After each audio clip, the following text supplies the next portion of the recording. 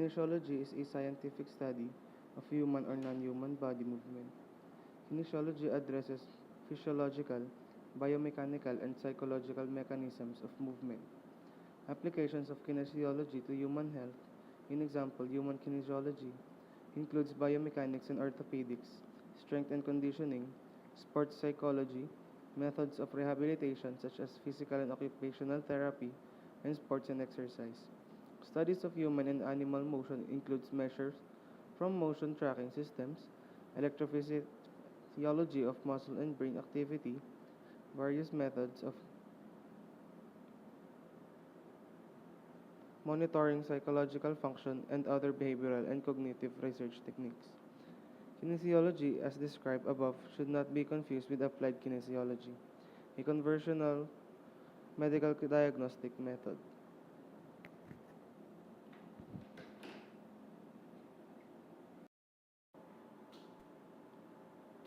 There are three types of joint: synovial, cartilaginous, and fibrous joints. Most common type of joint in our body is the synovial joint. It composes our shoulders, elbows, wrist, foot, hip, and knee.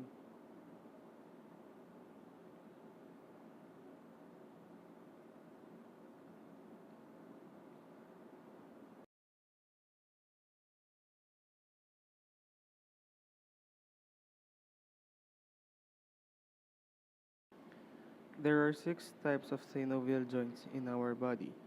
They vary in shape, their movement,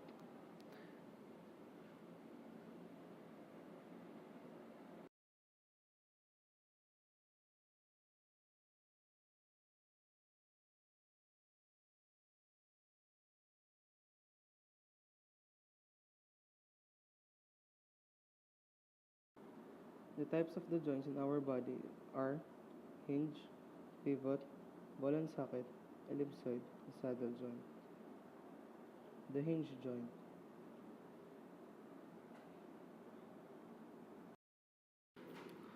A hinge joint is a common class of synovial joint that includes the ankle, elbow, and knee joints. Hinge joints are formed between two or more bones, where the bones can only move along one axis to flex or extend. The simplest hinge joint in the body are the interphalangeal joints found between the phalanges of the fingers and toes. In these hinge joints, the bones are able to flex to decrease the angle between them, like when making a fist or curling the toes, and extending to increase their angle to about 180 degrees when holding a foot or hand flat. One type of hinge joint is the elbow joint. It allows the motion of flexion and extension.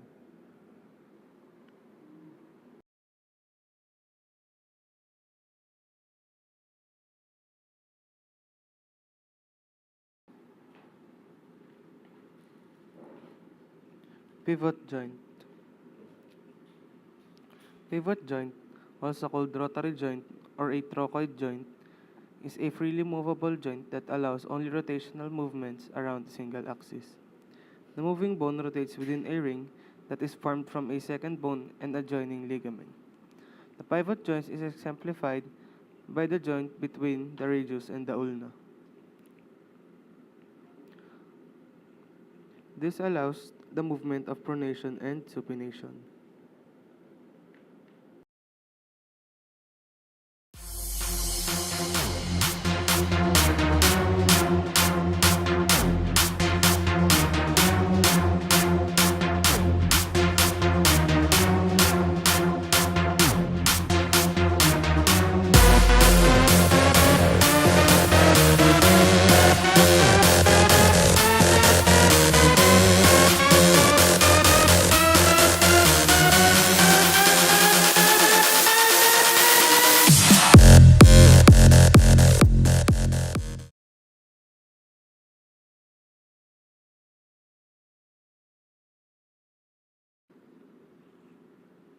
Ball and socket joint. Ball and socket joint, also called spheroidal joint, is a type of joint in which the rounded surface of a bone moves within a depression onto another bone, allowing greater freedom of movement than any other kind of joint. It is the most highly developed in the large shoulders and hip joints of mammals, including humans, in which it provides swing from the arms and legs in various directions, and also spin those limbs upon the more stationary bones.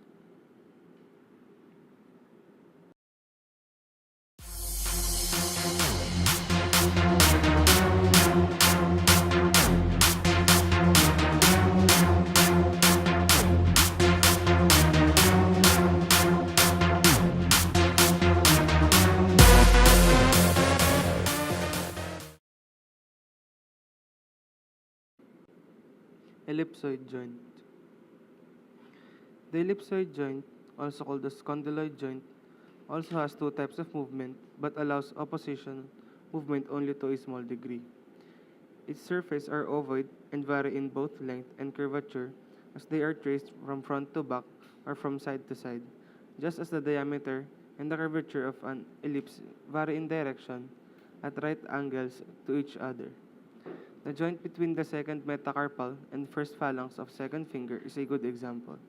It allows the finger to flex and extend, to swing towards or away from its neighboring finger, and to swing forward with a slight amount of rotation.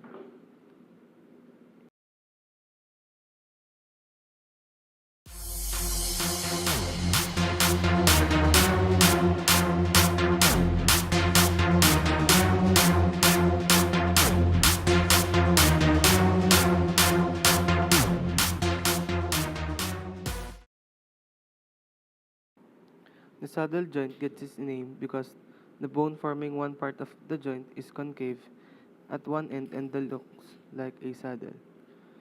The other bone's end is convex and looks like a rider in a saddle. Saddle joints are also known as sellar joints. These highly flexible joints are found in various places in the body, including the thumb, shoulder, and inner ear. Unlike hinge joints, such as those between the bones in your fingers, saddle joints have a much greater range of motion than a simple backward and forward movement. Saddle joints have two basic types of movement known as flexion extension and abduction adduction.